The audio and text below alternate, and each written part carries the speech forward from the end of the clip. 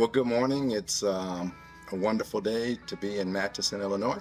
I am Nate Sutton, CEO, founder of Sutton Ford and Sutton Auto Team. We started in Jackson, Mississippi, which is where I was born.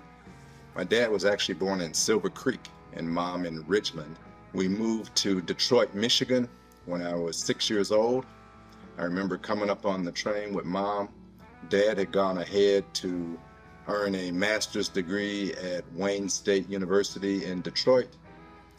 During the early 60s, African Americans were not allowed to earn a master's degree in the state of Mississippi. So my dad went to Michigan, lived with some family members, earned his master's, was a school teacher, and eventually a school administrator. We lived in Detroit until I graduated from high school at Cass Technical High School, attended Michigan State University in East Lansing, Michigan, completed a Bachelor of Science in Packaging Engineering. My fiance, Mallory Sutton, and I both graduated from Michigan State on June 10th, my birthday, 1978. And we got married on August 12th, 1978. So it was a busy summer. We like to say we got married on a credit card because we used my mother-in-law's credit card for a honeymoon, which was kind of hilarious because it was an American Express, and I did not know payment was due in full until the bill came. So that was quite the scramble to have to borrow money from your mother-in-law to pay for your honeymoon 30 days after getting married. But we managed, we got it paid off, and it was a great start. And 47 years later, coming up here, we are, of course, still excited about our relationship. In Detroit, there's a school, Cass Technical High School, which had curriculums. You would actually have to apply as if you were applying for a college. You would enter into the curriculum of what you thought your career path was going to be. So my career path, going into 10th grade, and we attended there 10 through 12, was to be a physician or a dentist. And I actually applied for the chemical biological curriculum, which is a pre-med, pre-dental curriculum, completed that curriculum. After graduation, I went to University of Detroit for my freshman year as a pre-med, pre-dental student, taking chemistry and physics and biology, all the prerequisites to become a physician or a dentist. After my freshman year at University of Detroit, I was accepted at Wayne State Medical School summer internship program for aspiring physicians. So I attended a 10-week program at Wayne State Medical School from June through August. We actually had a cadavra. We had science classes every day and an introduction to medical school for a 10-week course. It was pretty fascinating. We had animals to dissect and the whole 9 yards that you do in chemistry and biology. So it was a wonderful program. Transferred to Michigan State because my then girlfriend, now wife, was attending there. While at Michigan State, I continued to pursue a pre-med curriculum and dental curriculum. And as I was ending my sophomore year, I realized I really did not want to continue graduate school, which is 4 more years of medical school or 4 more years of dental school. I was really ready to graduate and make money. So then I decided, what curriculum can I transfer most of the credits I've earned and still graduate in 4 years? So I actually went to the placement office and said, which science curriculum pays the most, where I can get a job, is hiring, because I did not want to be one of those kids that graduate with no job. So they said engineering. And I said, okay, I'll major in engineering. And I was going to major in industrial engineering, but there were they did not have industrial engineering at Michigan State. they actually had packaging engineering, and a lot of the packaging engineering students became industrial engineers because the curriculums were similar in manufacturing. So I switched my major. My senior year, I took 63 credits, but I graduated in 4 years on time. I had a 3.4 in my major GPA. Overall GPA wasn't quite that high, but I survived and started my first job as an industrial engineer with Owens Corning fiberglass. But it's a real backdoor to an engineering major and a real backdoor to corporate America. I always tested high in math, always did very well in entrepreneurial skills, if you will. And some of those exams they give you are preliminary interest exams and questions that they ask. So it was an interesting start to my career. I really thought I was going to be there 40 years. I thought I would start off as an engineer, become a plant manager, follow the manufacturing track, and become a vice president, a corporate vice president. Back in the late 70s, corporations, there was very common for a person to start with a corporation and retire with that company. Nowadays, of course, you have 3 or 4 jobs before you're 30 years old. The first 8-10 years out of college, kids are, if they don't like it, they change jobs. And if the companies nowadays are not as loyal as they were, so you have more layoffs, more corporate mergers. All of that factored into my career choices.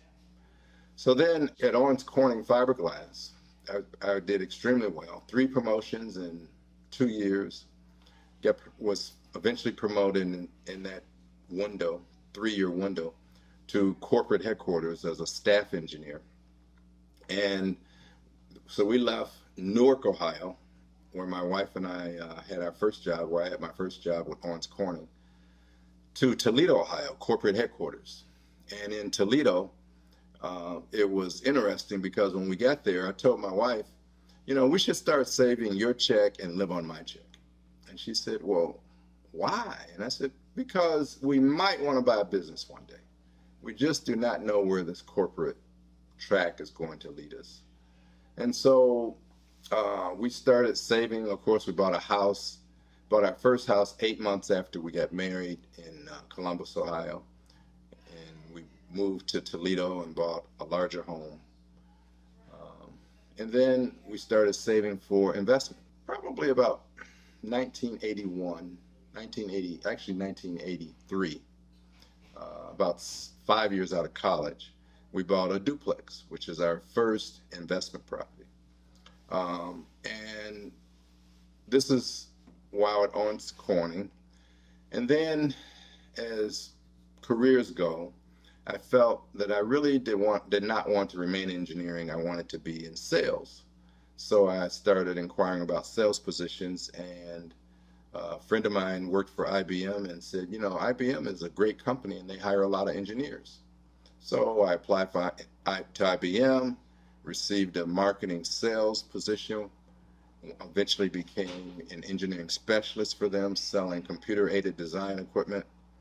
So I worked at IBM, and while working at IBM, my wife and I accumulated 60 units. So we wound up having 60 apartment units, three buildings, a duplex, a 28 unit, and a 30 unit. And then I shifted my career goals and said, rather than try and retire from corporate America after 40 years at 62, maybe we should buy a lot more real estate. So we set a goal of having 400 units by age 40 and having most of them paid off, working for IBM for 20 years, which gave you lifetime medical, or the ability to have lifetime medical with early retirement, but basically be a real estate guy. In that process, a different friend, a very good friend, John Whitman, and his dad, we were at dinner. I was at dinner, my wife and I were at dinner with John and his wife, and they said, have you ever thought of buying a business? And I said, yes, actually, we're thinking about buying a McDonald's. And they said, really? Well, do you realize if you buy a McDonald's, the teeny boppers you hire never come to work. I said, what do you mean? And he said, the kids, they just don't frequently come to work. They'll just not show because they had a basketball game, which they overslept, and it's a nightmare to manage. And I said, really? I said, so what do you suggest? And he said, I suggest you buy a car dealership. And I said, really? Car dealers don't make any money. And he laughed and said, well, come and see me. He was actually a Ford dealer, and his family had been a Ford dealer at that time over 40 years. And so I went up to meet with him, and he showed me around his dealership, and we discussed finances and how you purchase a dealership. And he invited me to come work for him. So I left IBM shortly after that, about a year after that, and with the goal of pursuing our retail automotive career.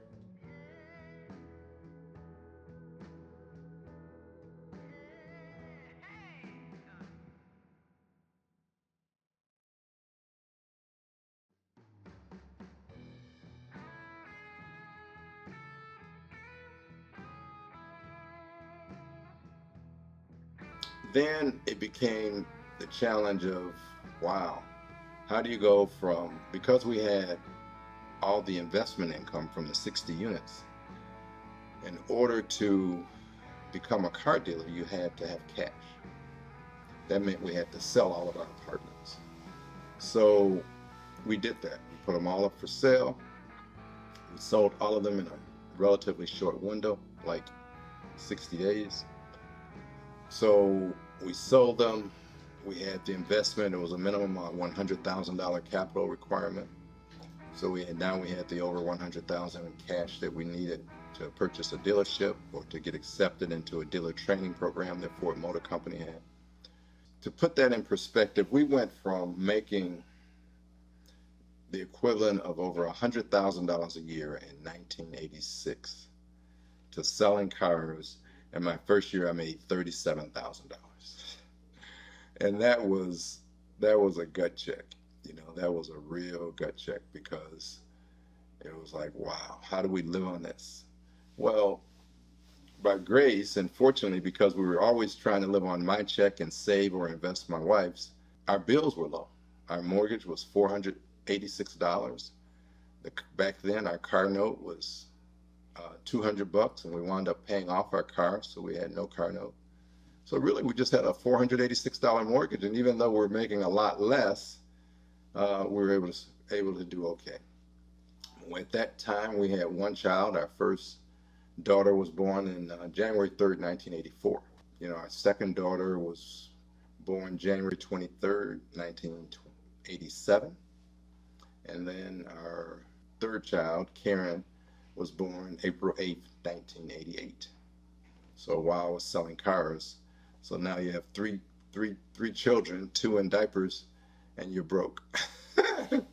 Making $3,000 a month, 100% commission.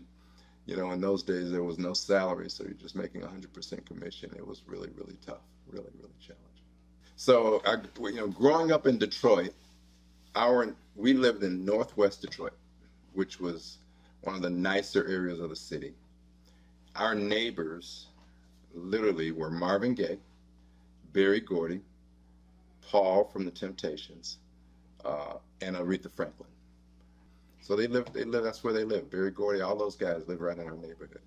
It was pretty cool. And they were just kids, you didn't think of them as, you knew it was Aretha Franklin's son, but you didn't really think about it. And you knew it was the Temptations, Paul's son, but you didn't think about it. It was just regular kids playing in the street. It was pretty cool. In Detroit, it's such a heavy influence of GM, Ford, and Chrysler.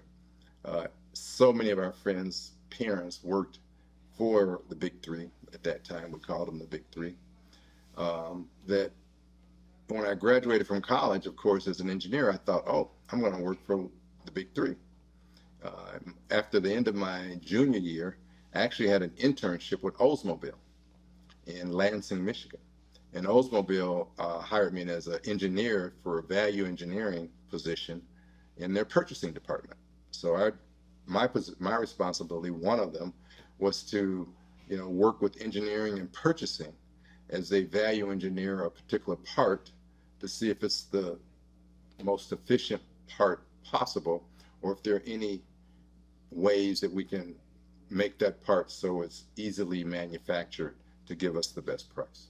So my first position in engineering was actually as a value engineer for the purchasing department at Oldsmobile. Oldsmobile in 1976 and 1977 delivered over 1 million vehicles, which was amazing. They were only the third company to deliver 1 million vehicles. The first was Ford, the second was Chevrolet division, and then Oldsmobile. And of course, it's just shocking that they eventually went out of business for lack of sales, but that's a different story. You know, we're working at Whitman Ford in Temperance, Michigan. Sold cars there for a year. We're trained there in the Ford Motor Company dealer development program for 18 months. So we're there 2.5 years. The training program is 18 to 24 months. Around month 18, 16 to 18, you begin looking for a dealership to purchase. So the way dealerships at that time became available for sale, most dealers would contact the manufacturer. The manufacturer would have a list of candidates, and you would interview with the manufacturer, and they would put you then in contact with the dealer that's selling. You would negotiate a purchase. So I actually went to a dealer meeting in Miami, Florida. And in the meeting, attending the meeting, were all the senior executives for Ford Motor Company. So there was a cocktail reception from 6 to 7. And then there was, of course, the dinner and awards reception from 7 to 9 p.m. So one of the things I've always noticed about cocktail receptions is that no one's ever there on time. Just a few people lingering around. So I said, you know what, I'm going to go down and I'm going to be early and see who I can meet. So I go down to the reception early. I'm there at like 5 minutes to 6. And there's one little short guy standing there. And so he said, hi, I'm Nate. He says, hi, I'm Al. And we just started talking. And, you know, where are you from? Where I'm from, grew up in Detroit, living in Toledo. And I'm, you know, living in Toledo. And I said, so what do you do? He said, oh, I work for Ford. And I said, he said, so what do you do in your fun times? I said, oh, and we started talking about horses. And I said, oh, I love horses. He said, really? My daughter loves horses. I said, really? She said, yeah, she competes. And we talked about quarter horses. Quarter horses are the second fastest horse. Actually, they run longer races than thoroughbreds. But we talked about horses literally for 45 minutes. And we were in our own little world talking about horses and competitions and, you know, what type of property, how much land it takes to feed them, and everything you want to know about a horse. We talked about horses. And we both looked around. It was 6:45, and the room was full. And we were totally oblivious to the room being full. And we went, and he went, oh my gosh, I need to mingle. And I said, yeah, me too. I said, by the way, what do you do at Ford? And he said, I'm the national market rep manager. And I went, oh my gosh, I blew it. I've been talking to you for 45 minutes about horses. I'm a dealer candidate. I'm looking to buy a dealership. And he said, oh, where? I said, I'm open anywhere east of the Mississippi. He said, oh, that's a lot of territory. Okay, I'll be in touch. And I said, wait a minute. He said, can I have your card? And he says, sure. And he gives me his card, and I'm thinking, oh, what a disaster that was. I have the #1 guy in Ford Motor Company that sees every single dealership for sale in the entire country. And I spent 45 minutes talking about horses. Oh my God, I was just miserable. And the rest of the night was like, oh, what a dummy, right? So I get back to Temperance, Michigan, sitting at my desk when I call, and hello, Mr. Clanky's office. And I said, hi, this is Nate Sutton. I met Mr. Clanky in Miami. Is he available? She says, no, he's not available, but I'll let him know you call. And that went on for like 3 weeks. And I was like, That guy probably thinks I'm a real idiot. We talked 45 minutes about horses. So another month went by. Then another month. It was like 90 days later. And I'm like, I don't know where I'll get a dealership. And the phone rings in Temperance, Michigan. And it's a lady, and she says, Mr. Sutton. I said, yes. I have Al Planky on the line. He'd like to talk to you. I said, are you available? And I said, yeah. And he said, Nate, Al. I said, how are you? He says, oh, I'm great. Listen, I've not been ignoring your messages. I've been really busy, and I didn't have a dealership for you. But there's one for sale in Chicago I'd like you to go look at. I said, okay. He said, okay, the guy over there is Jim Travers. He's expecting your call. My secretary will give you his information. Have a great week. I got to go. Talk to you. Bye, click. And that was it. So I called Jim Travers. He says, oh, come on over. So I go over, and I never interviewed. It was kind of like, hi, I'm Jim. Here's the dealership. Would you like it? And I was like, yes. Now, prior to coming to Chicago, they had sent me all the financials. They had sent me all the information about the dealership. So we drove up, we drove the community, we drove around the dealership. We actually shopped the dealership to see how they handled their customers at that time. It was Olympia Fields Ford in Olympia Fields, Illinois. And so by the time we got to meet the regional office, we had done all of our homework and knew that this was like a dream come true to be able to buy this dealership. And so he said, okay, it's yours if you want it. So we're like, great. And he says, you need $500,000. And I said, no problem. He said, okay, do your forecast and we'll get the paperwork to you. I said, okay. So then I'm like, okay, Lord, where do I come up with $500,000? I have 100. Actually, I had 120. So I called my dad. I said, Dad, I need 30 grand. He said, okay. So he sends me 30,000 bucks. I said, I need my inheritance is what I said. And he said, your inheritance? What are you talking about? I said, I'm short. I need another $30,000 to get in the game at Ford. And so he gave me 30,000 bucks. And that was 150. And then he said, I need $500,000. So I had 150. And when I went to the meeting, he said, I need $500,000. I was like, oh my gosh. So I just smiled and said, okay. And I thought to myself, well, Lord, you have a problem because I've done everything I'm supposed to do. So you figure out how this other 350 grand is going to appear. So I get back to Temperance, and I'm thinking, how in the world am I going to come up with $350,000? And John, my buddy, says, Nate, my dad and I would like to meet with you. I said, John, I'm really busy. I really don't have time. Thinking to myself, I got to find 350 grand.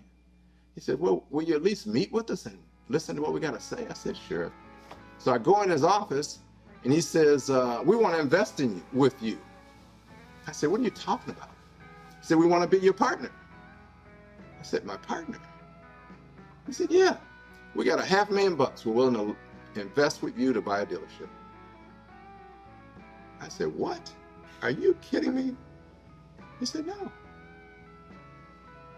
I said, well, there's a dealership in Chicago for sale, and we need $500,000. Let's do it. And so he became my partner. He loaned me $100,000.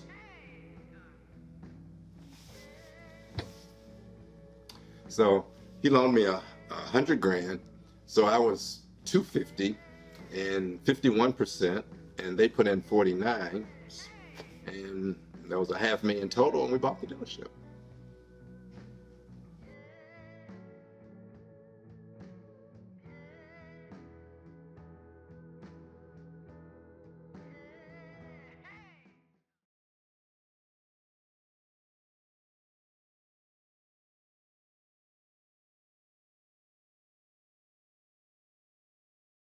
We opened up October 9th, 1989 in Olympia Fields, Illinois.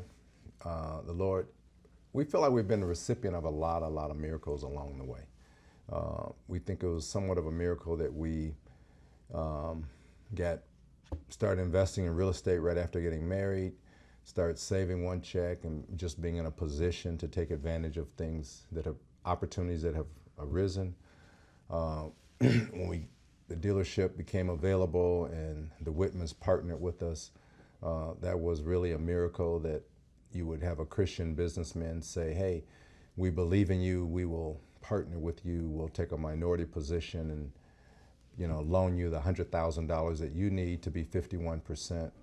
And then, we were partners for 5 years, and they wanted to pursue other interests in Augusta, Georgia. So, we were had to buy them out, and that was another miracle because now we owe them not $350,000 but $1 million. And I've been invited to be on the advisory board at Beverly Bank in Matteson, and the president says at our first meeting, if there's ever anything I can do for you, let me know. And I'm thinking, okay. And a couple weeks later, I call him up and said, hey, Chuck, I need $1 million to buy out my partner. And he says, oh, okay, I'll send you an application. So he faxed an application, and back then they had fax machines. So I filled it out and I sent it back, and I get no word from Chuck. And I called Chuck and he didn't respond. And I said, Chuck.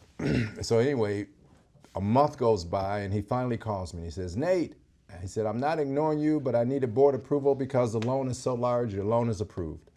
And I was like, wow, really? So I got approved for $1 million on a fax machine application. So loan was approved. Now we're 100% of Olympia Fields Ford, and which eventually became Sutton Ford when we moved to the Auto Mall.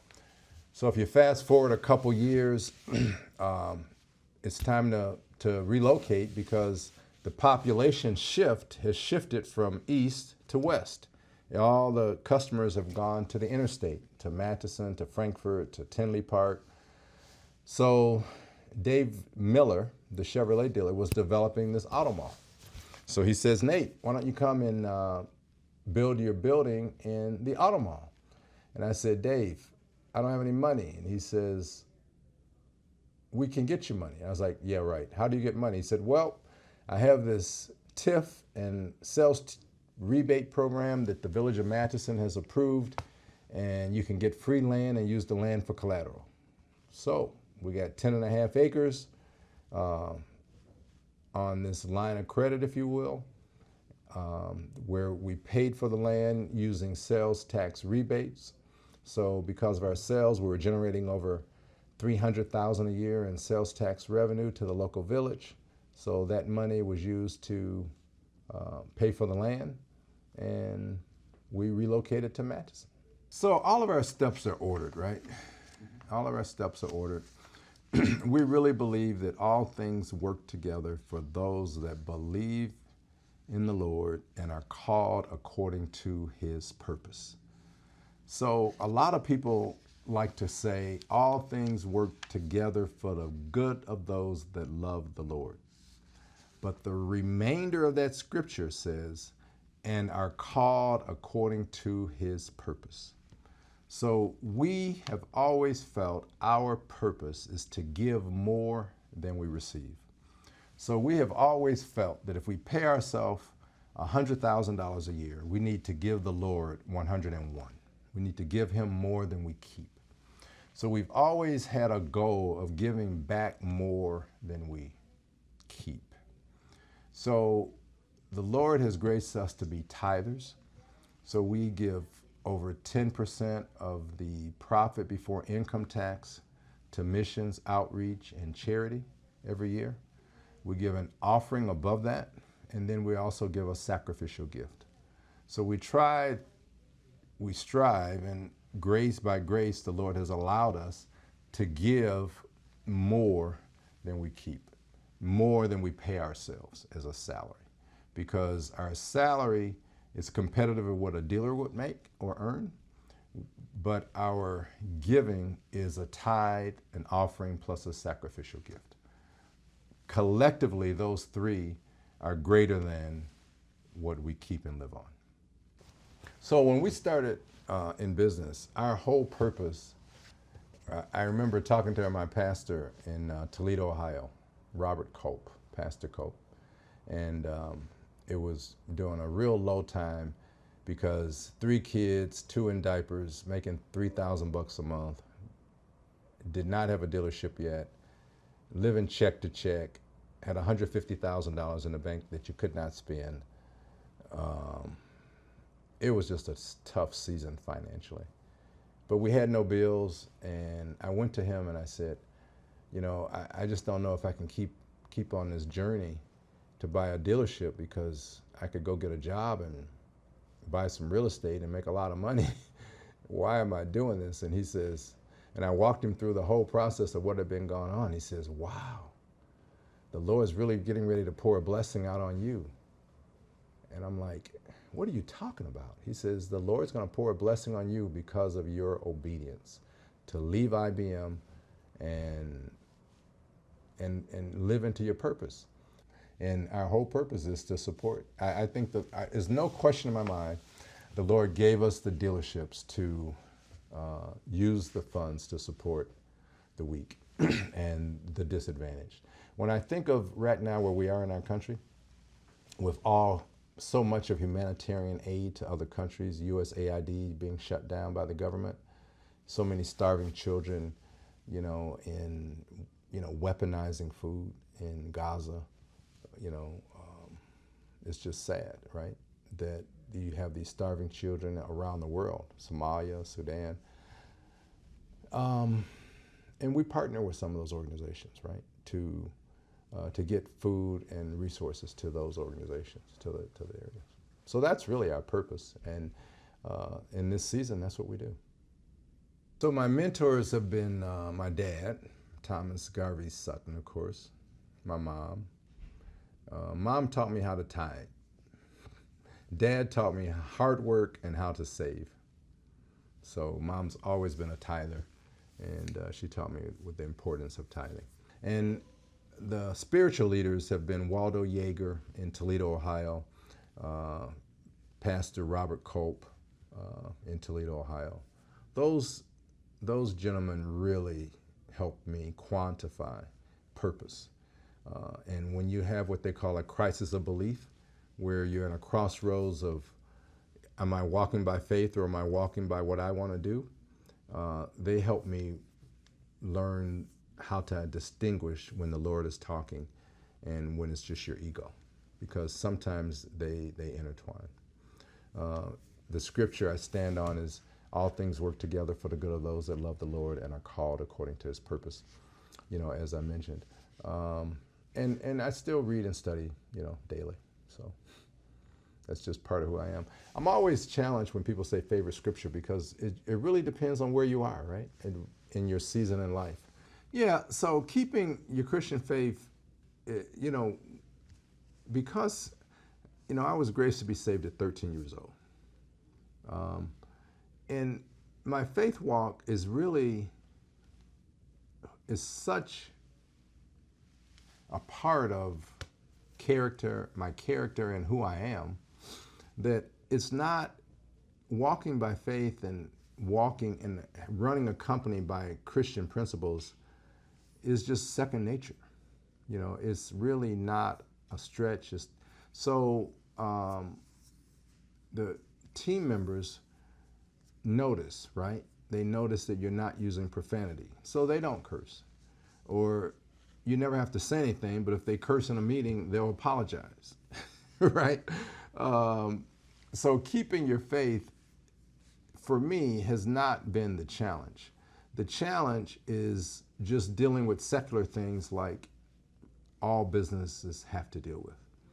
I remember in May 1992,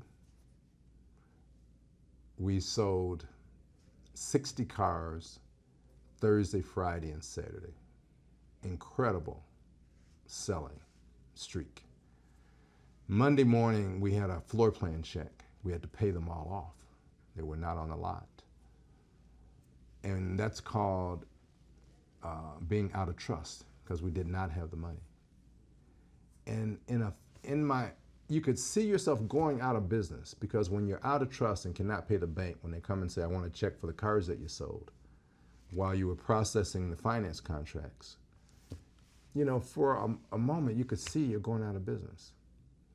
And then I called John Whitman and I said, John, we sold 60 cars, we're out of trust. And he was so overwhelmed with us having sold 60 vehicles. Without hesitation, he said, wow, congratulations, how much money do you need? And I said, I need $500,000. And he wired $500,000, just like that. And we wrote the check. Integrity, when I tell friends that the Lord's, back in the day, I would say, yeah, the Lord's called me to be a car dealer. And they would all laugh. Yeah, the Lord called you to be a car dealer. He didn't call you to be a minister. He didn't call you to be a missionary. He called you to be a car dealer. I said, yeah, he called me to sell cars and use the money to support missionaries. And they go, don't you think that's kind of a oxymoron, Nate? Missions and outreach in the same sentence as a car salesman? I said, no, we're going to bring integrity to anything that's lacking, integrity to the car business. So unfortunately, it's the old 80-20 or 2% of the car dealers that lack integrity, that give your industry a bad name. But dealers are people of very, very high integrity, very high morals, and they really want to take care of their team members, and they really want to take care of the community. And so for us, it's been very easy to live into our core values because it's who we are, right? Because I never will forget, before we opened up we had just opened up the dealership October 9th, and about 3 weeks later, after we opened up, we had a dedication and prayer service on the showroom floor on a Sunday. And a corporate exec from Detroit came down, and they were appalled that we would have prayer on the showroom floor. And it went all the way back up to Detroit. And they were like, uh-oh, do we have a religious freak down there that's going to turn it into a church? and I couldn't believe they even shared that story with me. And years later, they said, we were concerned. And I said, you were concerned? Yeah, we were concerned that, your Christian faith would go ahead of what it takes to sell cars. And I said, they're not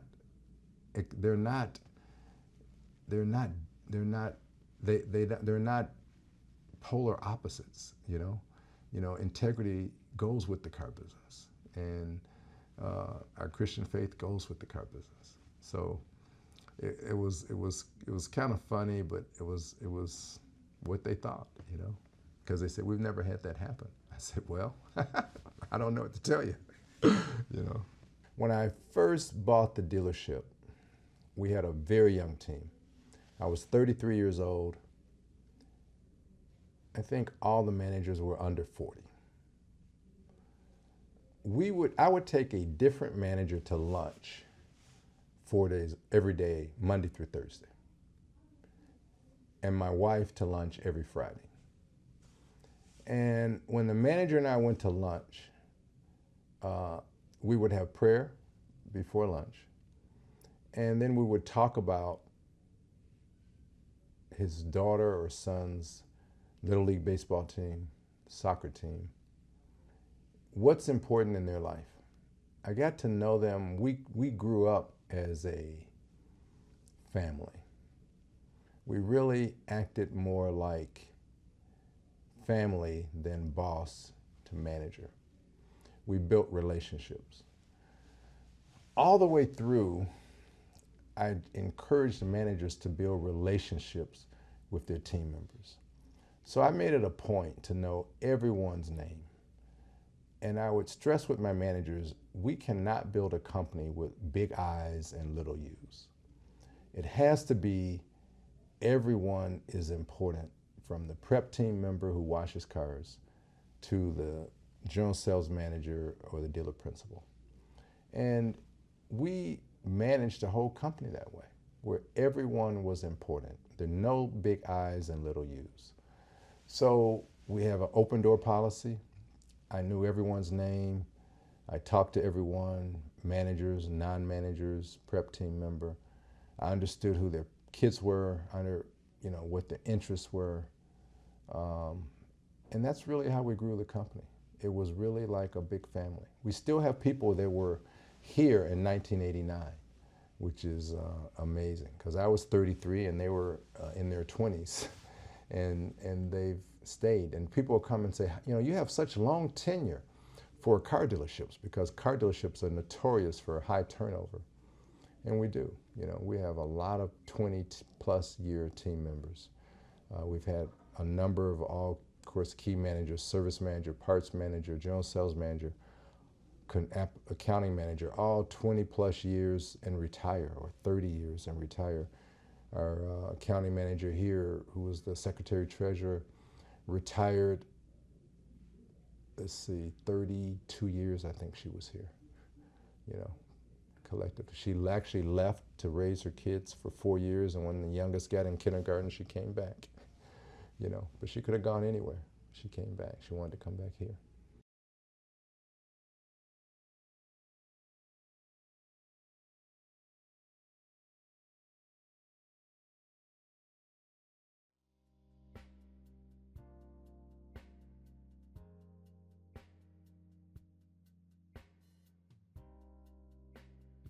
PRUIT is an acronym for personal growth, respect, urgency, integrity, and teamwork. It represents our core values. So we took our entire management team around 2011 to an off-site team building workshop. And we wanted to get everyone together off-site because the phones are not ringing, customers are not big, pulling you for time. The fixed ops director, the controller, myself, general sales manager, and we said, what do we really stand for? How do we quantify in an acronym what our goals are? So we have always talked about leading with integrity. We've talked about leading by example. We've talked about the importance of team building. We called ourselves Sutton Auto Team because we did not want to be Sutton Auto Group. We did not want to just be another auto dealership group. We wanted in our name to be known as team, so teamwork. So we started thinking about teamwork. We started thinking about integrity. We started thinking about relationships, because that's really what we've always done. We call it camping out. It's okay for a sales manager to take a prep team member to lunch and buy them lunch. It's okay to have technicians and sit down and have round tables and, hey, what's on your mind? How's the family?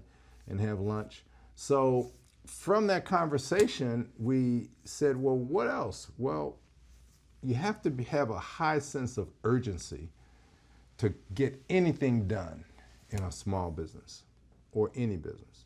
And then we want to be concerned about the individuals on what their career paths are.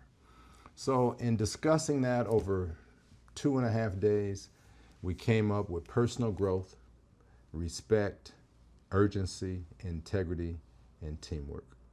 It's really, really important that every team member feels that they have a career path. So if you are a prep team member, we are excited when they go to school, and we will help you go to school. If you decide you want to be a forklift driver, because forklift drivers have a career path, or you want to, go to school. We've had a young man go to school part-time to become a videographer and rapper, and he actually wound up leaving and pursuing his dreams to be a rapper. We promote personal growth. All our technicians, we want them to have a career path to become a master technician. Salespersons to have a career path to become a manager. Managers to have a career path to be a general manager, if that's their goal. Accounting. So that's what personal growth is. It's very important that there are no big I's and little U's. So it's really critical you respect everyone that's with the company. You must show everyone respect, show our customers respect, and you must have a high sense of urgency in order to accomplish our goals. You cannot come to work with a lackadaisical attitude of I'll do it tomorrow or mediocre is okay. You must have a high sense of urgency for excellence, and let's get it done now. Integrity is who we are at our core. We walk by faith, but we also have to live that in person, at work, at home, with our families. Everyone must understand that there is zero compromise from cheating, stealing. Our customers must know and feel warm, welcome, and that we manage and lead with integrity. We are nothing without the entire team. It takes the entire team. If you do a great job selling a car, you do a great job when the customer comes into the service department. If the prep team does not wash that car, does not clean that car properly, the customer will leave unhappy. It takes the entire team from the beginning, from the upfront salesperson to the prep team member who touches it last prior to giving it to the customer, to make it all happen. So that's how we came up with PRUIT, and it's how we live.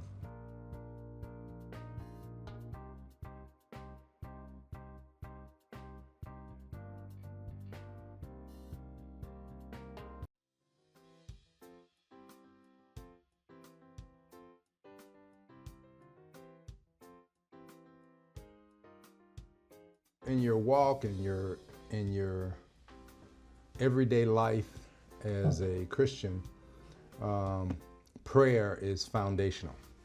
So foundational means I try to begin my day with prayer at 6 in the morning or whenever I get up. So it's the first thing I do in the morning. It's the first thing I do, and it's the old simple formula of adoration, confession, testimony, and supplication or request. Is kind of the script that I follow. I start with adoration or praise, always thanking the Lord for how faithful He has been in not only providing for our needs, but over and above our needs. So as prayer being such an integral part of my life and how I exist, and really dependent on spiritual guidance, it is how I walk and function daily. So as I've gone through life, discernment through prayer and fasting on should I quit my job in 1986 at a Fortune 10 company with an annual income of $100,000, which was a lot of money in 1986, to become a car salesman, required prayer and fasting. It requires discernment because sometimes your ego gets in the way. Sometimes you have to really sort out, is this Nate's goal or is this really what the Lord wants me to do? So throughout life, from 86 until now, I've always said that we have what I call, or some authors will call, Christian writers will call, crisis of belief.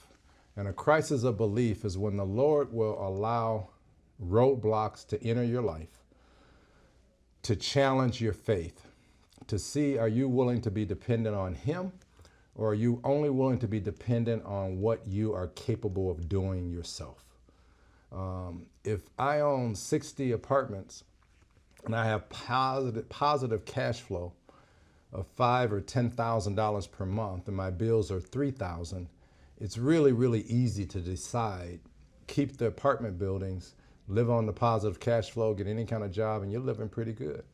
It takes a faith walk or a journey, part of the faith walk journey, to sell those apartments and say, I'm going to take this $120,000, $30,000 I borrowed from my dad, so $150,000, and by faith, leap and leave corporate America, where I've been pretty successful, to buy a car dealership that I know nothing about.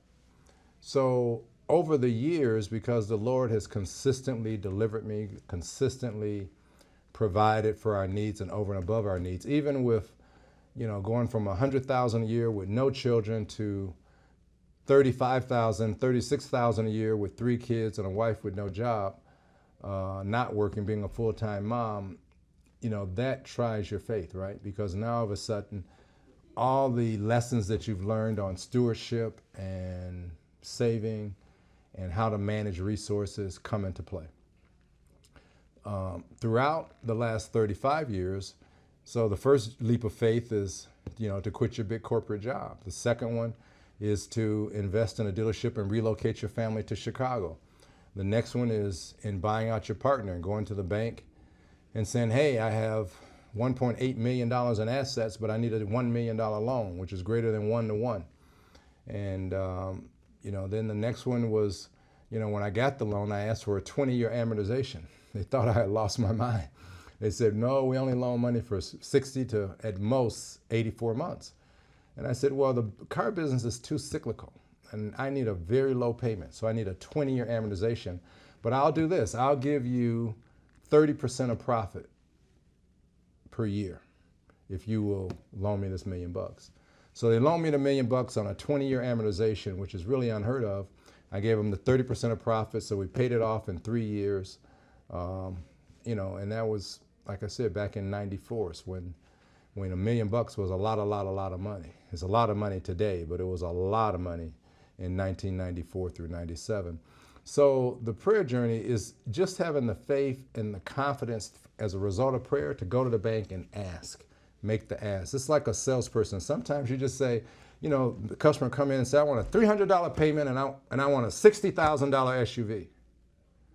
Well, Mr. Customer, if you divide 60,000 by 36 months, how much is that per month with 0 interest? Oh, what if we divide it by 60 months? Oh, that's $1,000 a month. It's 0 interest. Oh, so that's how big my asks were of the Lord. That's how big my asks were to the bank.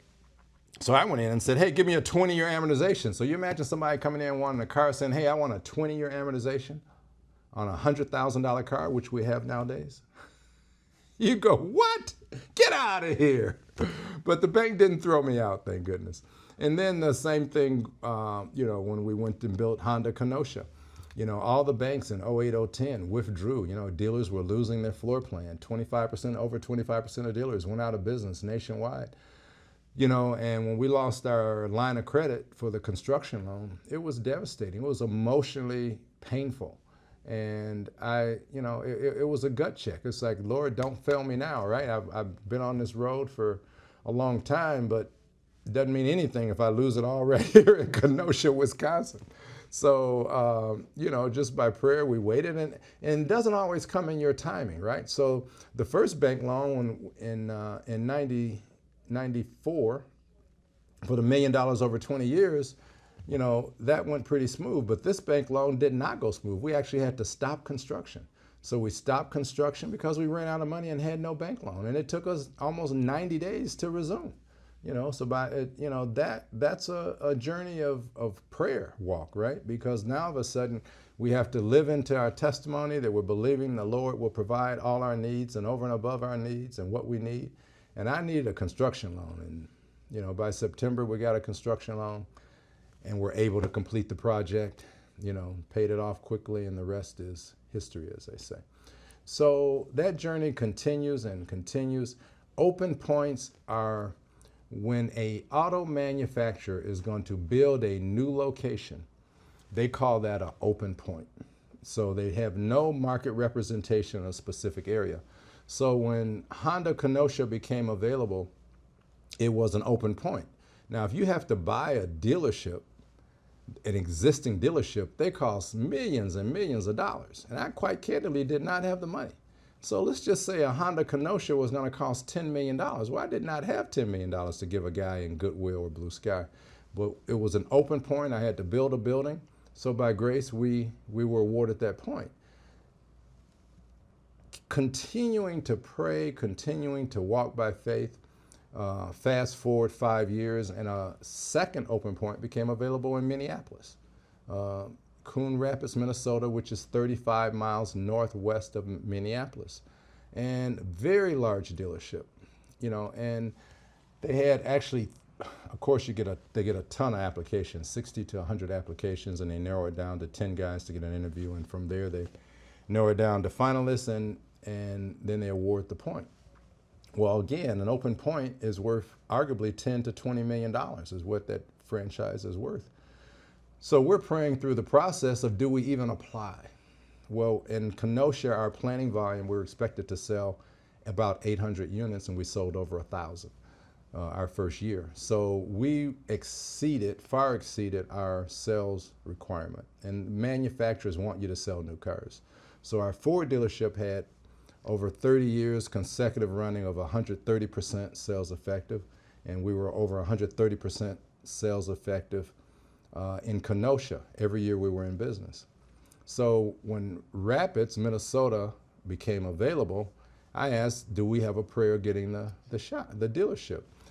And they said, yeah, you have a chance. So I applied, and then I went to buy land, and the realtor said, no one's giving options on land. So it turns out they had given options on land, and 3 billionaires had applied. The company that built Bechtel Construction has a private equity company that owns car dealerships. Bechtel Construction built Hoover Dam. It's a privately held family. That's a private family. The family owns it.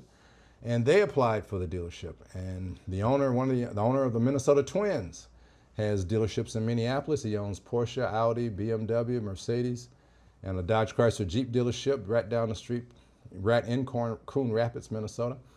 He applied. And then the third billionaire is a auto group by the name of Luther, who has like 60 dealerships. They took Dairy Queen, sold Dairy Queen. They owned Dairy Queen and sold it to Warren Buffett, and they also own Nationwide Rental Car and took it public. So there were 3 billionaires applied, and Nate Sutton. And we got the dealership by faith. So when I went back to buy the land, there was no land available. And the guy said, well, we gave an option to this gentleman. I said, well, why would you tell me you weren't given an option? They said, Nate, we had applications from 3 billionaires and you. Who would you pick? So anyway, we were successful in getting the land and built the building. And so prayer is a way of life. Prayer is not ever looked at as an option or a convenience. It's a privilege to pause and begin the day in prayer. Okay, so our goal is to give more than we keep, right? So I'm surprised that it's more challenging to give than you would think, right? Because, and by that I mean there are 100 applicants for every dollar, if that makes any sense. So we started out foundationally as saying, okay, number one, we're going to give to Christian organizations. Number two, we're going to give to community organizations. And then number three, we're going to do some general philanthropic help here and there, i.e. scholarships, right? So 90+% of what we do is need-based, but it's not always need. I mean, it could be a school teacher, 2 school teachers sending a kid to college, and they make $50,000 each, but to send a kid to college and the tuition's $42,000.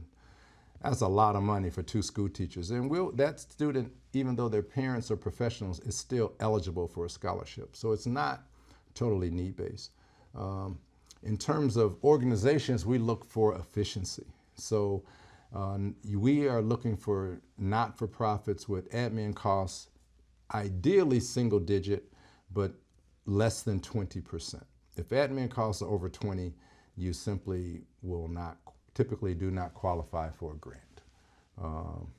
And then those are the criterion. So need and efficient operations. So we really look for in organizations that are in a lot of need. We are partnering, one of our new partners we're looking at taking on, is called Manna Nutrition, M-A-N-N-A Nutrition. It's a not-for-profit out of Georgia. And they make nutrient packs, which are peanut butter based, high protein for malnutrition, undernourished children. And it's a wonderful not-for-profit, but they provide. So we do work I mentioned earlier, in Angola, Africa, with advancing the gospel in Angola.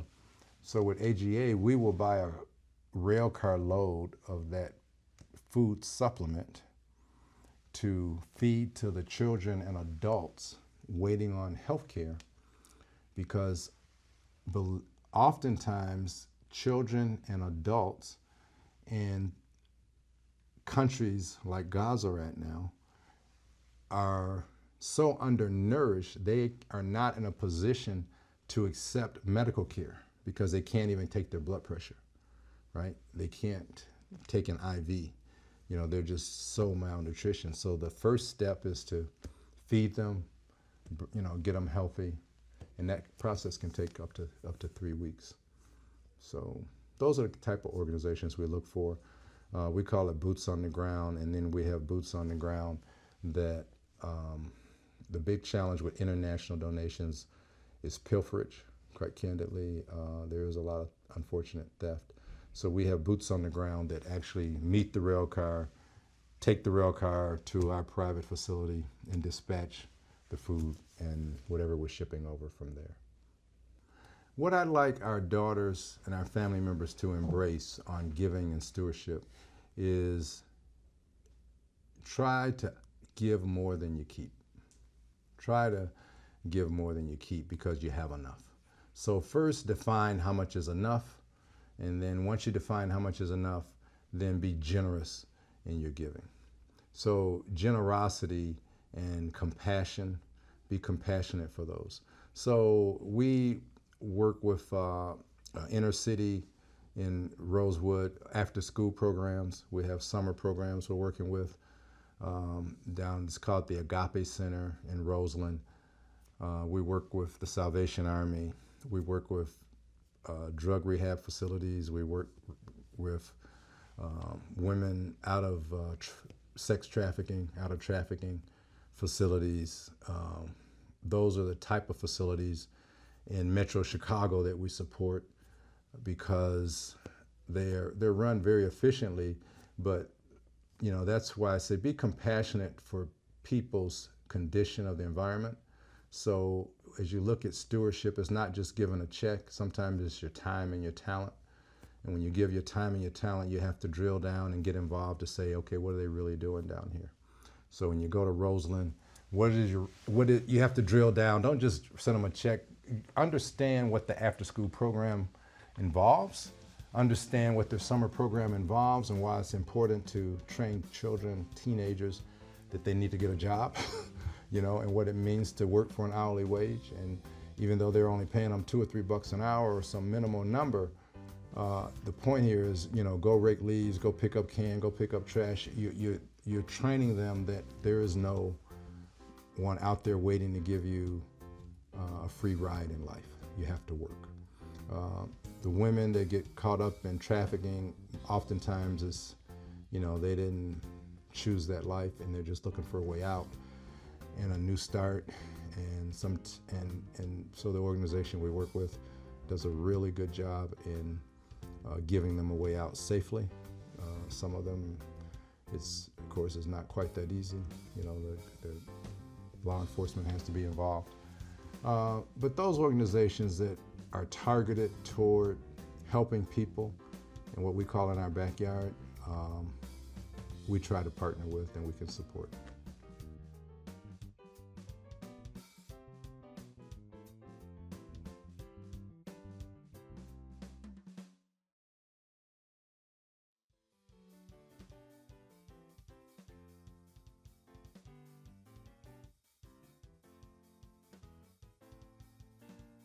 So I'm always humbled when anyone acknowledges our contributions. So be it the village, be it recipients of scholarships, be it, after school programming, it's always very, very humbling. So we actually do a lot of our donations, the majority of our donations have been done anonymously, believe it or not. So we're making people aware of it now, because certainly on a local level, because of the community impact, and people like to see your name and know what you're giving back. But it's always very humbling when you're identified as a contributor in a positive way. We partner a lot with Governor State University, which is local here in University Park, Illinois, and they do a lot of work in Chicago Heights with Performing Arts Center and bringing arts back into the school. A lot of school budgets have been one of the first things they cut out are performing arts and those type of after-school curriculums. So being able to partner with them, bring it back to Chicago Heights, and getting any kind of recognition. I'm not really looking for recognition, but getting recognized is always humbling and appreciated. So, so years ago, I chaired the Matteson Economic Development Commission, which was really concerned with economic development in Matteson. We were developing the auto mall. We were offering sales tax rebates to new businesses starting up. We were coming up with Class 8 programs to give businesses subsidies on property taxes to be competitive with Will County. Will County property taxes for commercial businesses can be 40% less. So Class 8 with Cook County allows you to get a 50% property tax deduction for 15 years. And the sales tax rebate allows you to start your business, gives you a runway to get that money back and reinvest it. So economic development of the southeast suburbs has always been core, because as the community prospers, we also prosper. Southland Development Authority has a challenge to raise $100 million for development of abandoned properties in real estate and vacant real estate in the south suburbs or South Cook County. We focus on communities where commercial properties are vacant. Can we get those renovated? A small business operating it or a homeowner, and that homeowner now you're putting that property back on the tax rolls. So it's a win-win. So if we can identify some housing that can be renovated, put a homeowner in it who otherwise might not be able to afford a home, identify a tract of land for economic development, put power on it where you can attract businesses, new businesses, small manufacturing, packaging companies. It promotes economic development. Those people have good paying jobs, they buy homes, the kids are not dependent on the government for subsidies. It just becomes a win-win-win. So Southland Development Authority has been around for about 5-6 years and making a significant impact in the south suburbs of Cook County. One of the things that pains us with college right now is simply the expense. I mean, your parents could have good jobs, or maybe you came up in a single parent home and they have a good job, but to pay $50,000 per year, $40,000 per year to go to college and graduate with loans of $160,000, $200,000 is just a staggering number to start life, right? I remember when I graduated, my first car note was $200 for 36 months, and I thought that was all the money in the world. I couldn't believe my dad thought I lost my mind paying $200 for a car note. Now kids have student loans with a student loan payment of $800 or $1,000 per month before they start life. So that's how it got started. How can we help these kids lessen their student loans? So we worked with Howard and Hampton to identify students in their junior and senior year, because unfortunately 2 out of 3 students do not graduate with their entering class. So 2 out of 3 freshmen do not graduate in 4 years, or they transfer, they drop out, they don't come back, all types of challenges. But by junior year, those kids are really stable. Those kids have a 90+% success rate of graduation. So we identified juniors and seniors.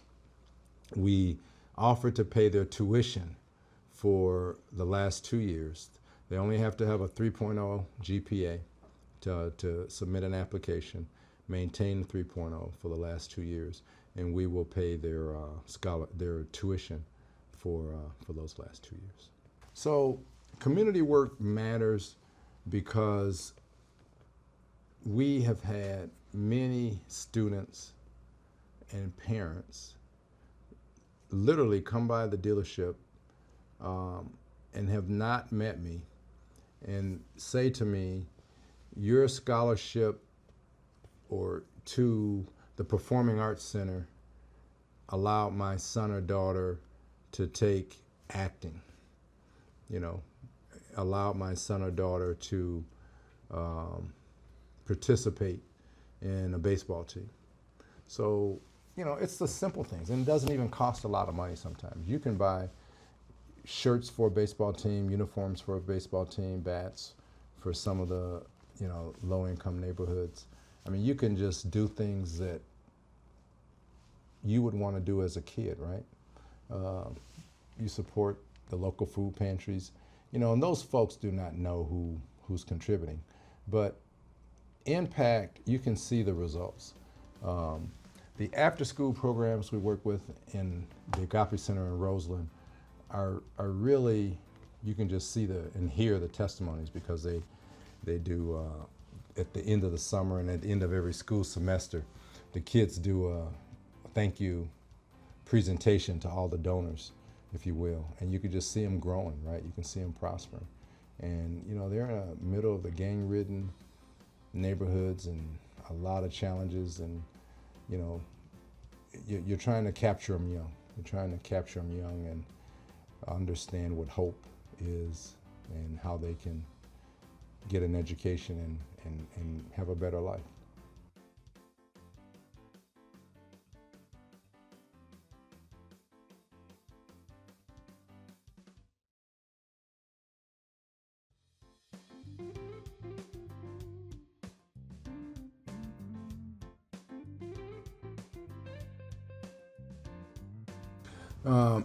So I've served on board of directors for National Association Minority Auto Dealers, Ford Minority Dealer Association, and NADA, just to help other dealers have an opportunity, and other dealer candidates to have an opportunity to become a dealer. You know, minorities are 40% of the population, over 35, 40% of the population, but only 5% of auto dealers. So you are, wow, why the disparity? And the first challenge is opportunity, or access to capital, really. And how do you get in the game with limited capital? So these organizations, two of them, the Ford Minority Dealer Association and National Association of Minority Auto Dealers, both do a good job of helping identifying lenders and putting together a manufacturer with a qualified candidate to help them identify an opportunity that they could become a dealer and get the resources they need to open up. So we've had probably 5 candidates train here.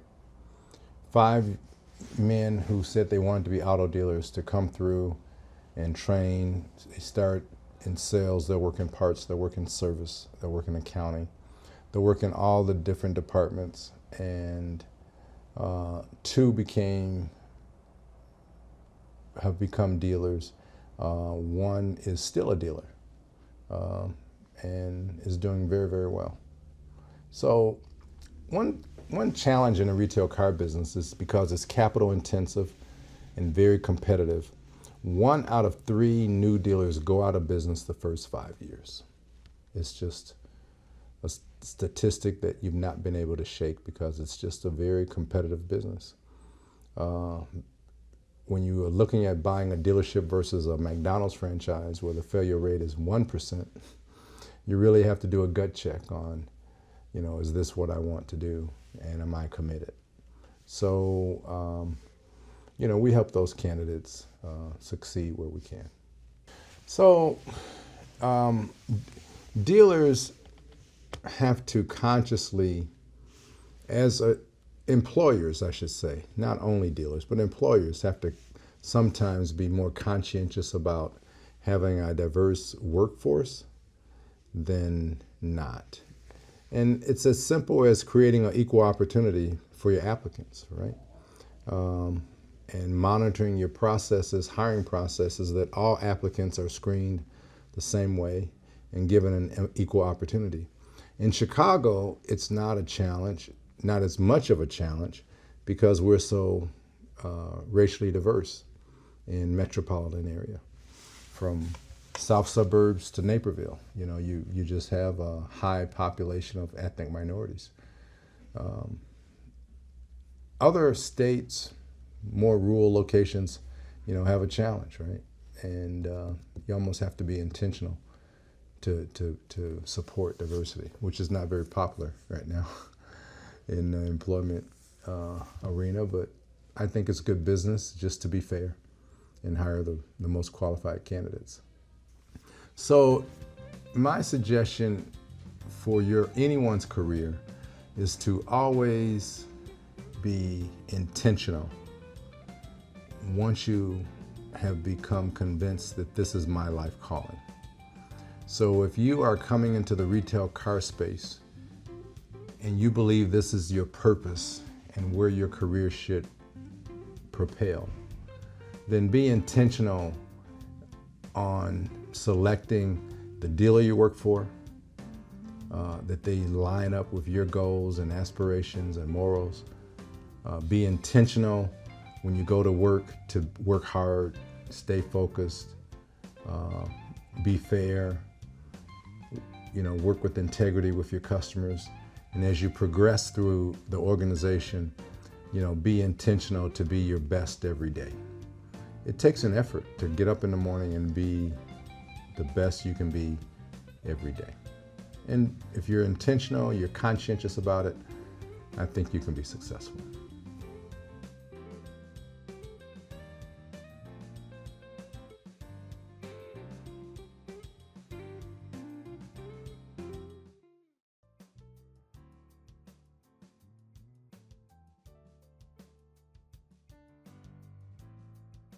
So when you start a business, success is simply meeting payroll. When we started in 1989, we were very surprised to find out the number one reason for wage garnishments were medical bills. The dealer we bought the dealership from had a $5,000 deductible. And you had people, you know, kid break his leg playing soccer, you know, having his wages garnished. So the first thing we did, even as broke as we were, is we went out and got new health insurance for everyone and HMO. In the HMO, you can go to your doctor and it's a $20 copay. If you break your leg, it's $20. If you need a major procedure, it's $20. It's minimal, you know, copays and deductibles. So to us, success was surviving, but always to be fair and to be compassionate and to remember the team is gonna make you successful and to invest in the team. Today, as I sit here, success, believe it or not, is still the same old thing, is being compassionate. When we opened up Kenosha, I never will forget, one of our managers did not have a car and was going through a divorce, was thinking about bankruptcy. It was just a mess. And he came in, he said, look, you know, I'm just having a terrible time in my personal life right now. It's not your problem. And so, of course, we assisted him get on his feet, you know, and now, you know, he's very successful, been with the company 15 years, doing extremely well. And you do those acts out of kindness and compassion, but I'm always still surprised and touched when people say, this is the reason I'm still here, because of what you did for me 15 years ago. You know, and it's kind of like, wow, you know, I mean, I know it was impactful, but I mean, at that time, but most people, okay, thank you, and down the road they go. But, you know, as a lot of team members here have expressed how acts of kindness we've done over the years have impacted their life in a positive way, and why they've wanted to stay here as a career. So to me, success is not how much money you make. Success is really the lives you impact, and how you can help other people make their lives better. And it really is true. If you make their lives better, your life will be better as well. So it's always, when my wife and I got married and we decided to buy a car dealership, we said we were going to be intentional, and our purpose was multi-generational wealth, multi-generational success. We did not want to be one and done. We did not want to be a car dealer, and that does not mean we wanted our kids to be car dealers. It means we wanted our kids to be successful, whether they were school teachers, ministers, attorneys, physicians. We just wanted them to be successful and start life on second or third base without student loans. And what can we build and create so that our grandchildren and their grandchildren that we never meet are starting life without debt and student loans and all the burdens that distract people from being successful. So it means everything to us to have our daughters embrace our company, because they did not have to. It was 101% their choice. We would have been ecstatic if they were in corporate America being successful, as long as they're quality people, morally, foundationally based, and living their best life with intention of being a good person. So it means a lot to have them here, but it means, more that they're just good people. They're good people. And we enjoy each other. We do. I love that. Yeah, we still like each other.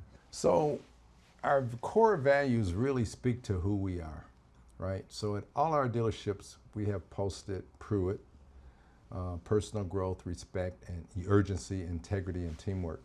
But I think it's really, really imperative that everyone, my children, my grandchildren, and all the team members embrace integrity and teamwork foremost in our core values.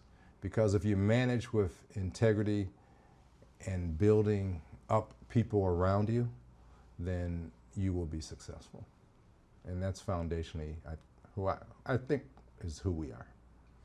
Promoting from within and building up those around us.